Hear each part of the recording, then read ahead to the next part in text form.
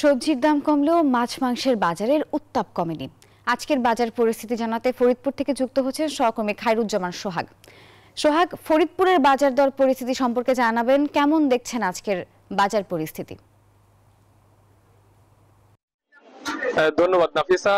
আমরা যেটা দেখতে পেরেছি যে সবজির সরবরাহ বাড়লেও সবজির দাম অনেকটাই কম আছে।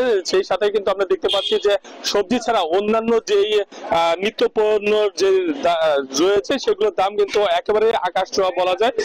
আজকের যে চকবাজারে আমরা সবজি দেখছি, আলু 50 টাকা, টমেটো 40 টাকা, শিম 30 টাকা, ফুলকপি 10 টাকা, গাজর 40 টাকা, এইগুলো শুধু সহনশীল অবস্থায় রয়েছে। এছাড়াও নিত্য পণ্যের যে দাম রয়েছে, যে জিনিসপত্র রয়েছে সেগুলো কিন্তু অনেকটাই আকাশ ছোঁয়া। ডিম আজকে 42 টাকা হালি, এবং চাউলের দাম বিশেষ করে প্রতিদিনই 1 টাকা 2 টাকা করে বাড়ছে। আজকে আমরা যেটা জানতে পেরেছি, গত 3 দিনের ব্যবধানে বস্তা প্রতি 50 টাকা করে দাম বেড়েছে, এমনটাই কিন্তু আমরা জানতে পেরেছি। শুধু এই চাউল ডিমই নয়, আমরা যেটা জেনেছি যে মাংসের যে বাজার রয়েছে সেই মাংসের বাজারগুলোও কিন্তু অনেকটাই অস্থিরতা বিরাজ করছে।